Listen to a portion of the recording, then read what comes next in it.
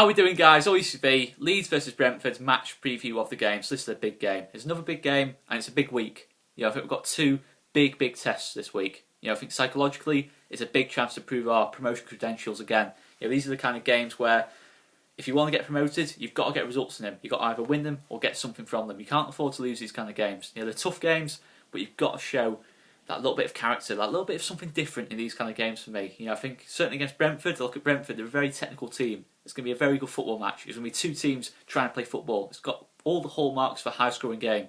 I think there's exceptional quality going forward from both teams. I think there's quality all over the pitch on both teams. And I look at Brentford and think, in both games last season, I'll be honest, I felt they outplayed us in both games last season. They sort of outdid what we did to other teams. They completely outplayed us. In terms of they got on the ball, of course, fed the ball into dangerous positions. The technical players took over, and they caused us problems. I think especially in the game at Griffin Park, we really struggled to get into that game. We obviously lost the game 2-0, and it finished off like Easter weekend, didn't it? It just was tough to take. And of course, Ellen Road, I felt Ellen Road gave us one of the toughest tests we had all season. In terms of home games, it really took the game to us and caused problems. But I do feel we've got players better equipped to cope with this now. I think, of course, last season when we played Brentford, we didn't have some of our best players available. I certainly remember in the Ellen Road game last season, we didn't have Pablo Hernandez available. We didn't have Patrick Bamford available.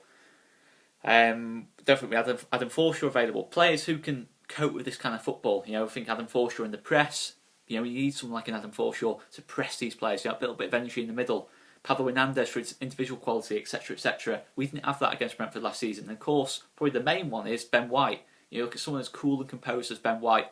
This is where he needs to step up. Not step up, that's the wrong word for it, because he's been absolutely fantastic so far. But this is where you really see the value of Ben White for me. I think he's been exceptional so far. But I think this is the game where you think, okay, he's going to be a little bit tested today. You look at people like Ollie Watkins, Said Benrahma, technical quality, that little bit of pace. This is where you need someone like a Ben White, who's cool and composed. He can cope with that. He doesn't panic, he doesn't retreat, he doesn't backpedal. He's happy to face that. I think that's something that's key. I'm really impressed with Ben White so far.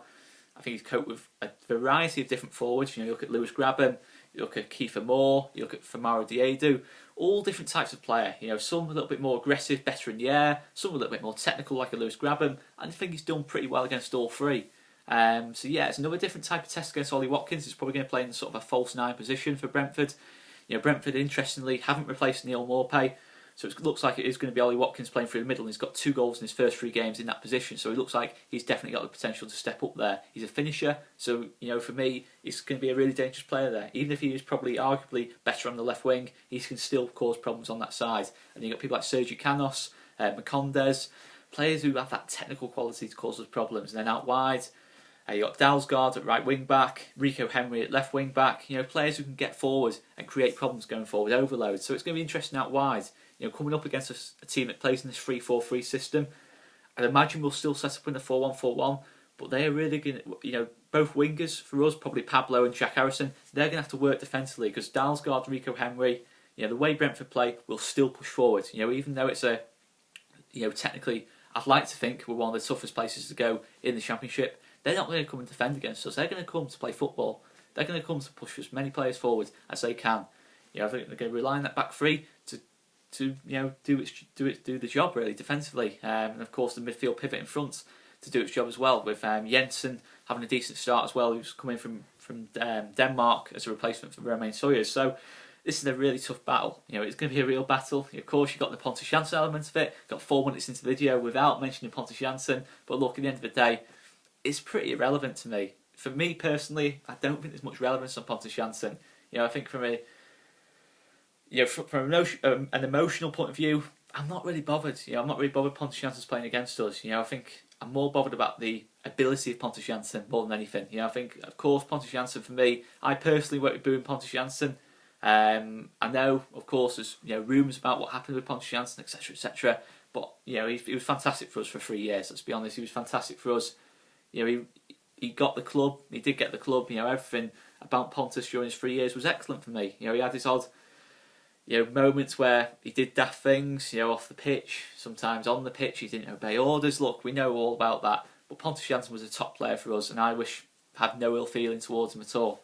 You know, even if he has been a little bit cheeky since he left the club, you know, that picture with Conor and Watkins was a little bit cheeky, but look, at the end of the day, it's been and gone. You know, he probably felt that he deserved another chance from us, but look, it's been and gone. But for me, Pontus Jansson, I look at set pieces where we could have a potential problem. You know, that height in the air. You know, Pontus is, you know, we know he can attack set pieces, so that's a slight concern for me. You know, I think he's going to have that. For Pontus, he will have that individual, a little bit more motivation perhaps. But I don't know, it's one of those, isn't it, with Pontus? I think it's going to go either way. He's either going to be absolutely fantastic on the day, or he's going to try too hard, and we're going to find those spaces in behind and get goals. So it'll be interesting how it goes, but definitely going forward on set pieces, I've got a bit of a concern on that. You know, I wasn't too happy with how we defended set pieces against Wigan. You know, certainly in the first 30 minutes before Wigan went down to 10 men, they had a lot of sort of half little chances for me on set pieces, you know, where if it was either a free kick's being floated in, corners being floated in, and we're losing the first contact, the second contact, we're not really got that much height in the air. You know, I think other than Ben White, Liam Cooper, we've not really got that commanding presence in the air. But obviously, just for filming this video, you know, news that's come out since Conor and Joe's previews is that Barry Douglas, Alioski, and Liam Cooper are ruled out. So that's two of the first choice left backs out, and the captain out as well. So you look at that, and potentially, you know, Bielsa has already said that if Douglas and Alioski are out, Jamie Shackleton goes to right back, Stuart Dallas goes to left back. So yeah, I mean, it's going to be, obviously that's going to be a blow if they're out as well. I'd imagine it'll be Berardi coming in for Liam Cooper. If that is the case, you know, if they are all injured, that was just sum things up for us. You know, in a big week, we need everyone available. You know, we're going to have to rotate things a little bit. For me, you know, I think, you know, when we've got, I think it's 4 games in 10 days, I think it is. So it's tough. You know, it's going to be a really tough game, tough week, really, tough 2 weeks, really, in terms of from a physical point of view. You know, fitness-wise, it's going to be a real push. But this game, you know, I think the key thing for us is the Patrick Bamford versus Pontus Jansson battle. You know, I think for me, I look at it from a technical point of view. I think, of course, you probably fancy, you know, in terms of strength and that lot in the air, on the ground, etc. You probably back Pontus Jansson to win that battle against Patrick Bamford, being totally honest. But what I do think Patrick Bamford has is that intelligent movement. I don't think many strikers in this league, very few strikers in this league, have the movement of Patrick Bamford. You know, we looked at his movement against Wigan; it was absolutely exceptional. You know, he was pressing really well. He was just finding spaces. You know, he got 2 scrappy goals, but it was his movement. His movement was key there. You know, both goals happened because it's key movement. You know, I think there's criticism. You know, he said that there were 2 easy finishes, scrappy goals. I don't care. You know, the thing is, strikers going to score scrappy goals. That is what, for me, signifies a top striker. Is strikers who find those spaces, read the game. They're not just, you know, what's the best word for it? They're not just, I don't know, it's hard to explain really. I just think Patrick Bamford has that movement that not many strikers have at this level. I don't think many strikers score the 2 goals he got against Wigan. You know, he didn't have much service on the day. We weren't very good against Wigan on Saturday, let's be honest. We weren't very good against Forest. We had 2 pretty average performances where we picked up 4 points, which is good to see. We are more clinical this season, and a big part of that is Patrick Bamford's movement. And for me, one of Pontus Jansson's biggest weaknesses over his 3 years at Leeds was occasionally his positioning. You know, he loved to be very much of a front foot defender. You know, always going for every ball, no matter, even if it was sort of 70-30 against, he still went for it. But for me, Patrick Bamford, when Pontus Jansson goes for that ball, goes to press the ball, he can get in behind and cause problems for me. And he brings the others into the game as well, like Matej's Click, Jack Harrison, Pablo, etc, etc. So it'll be interesting from that point of view, but I think it's going to be a really good battle. But the man on the thumbnail is Eddie Nketiah. You know, I think if we get sort of like the last 25, 30 minutes and we're still level or behind, I think Eddie Nketiah, held the COSTA, can really change this kind of game. You know, I think with Brentford pushing so far forward, they like to commit players. We need that pace on the counter-attack. And I think with COSTA and Nketiah coming on with sort of half an hour, 25 minutes to go, fully fit, fully at it, against tired legs of Brentford, you know, Brentford is a team that's going to push forward, both full-backs are going to push forward as well. We can catch them on a lot of counter-attacks from me. So I think it's going to be a really, really good game. I think the first goal is going to be pretty important tomorrow. Very important tomorrow, in fact. I'd be very surprised, you know, if whoever gets the first goal is probably going to win the game. For me, I think it's going to be so crucial to the game, because I do think Brentford have improved defensively. You know, since they brought in Janssen, Pinnock, etc, etc. David Raya in goal, a keeper I know a lot about.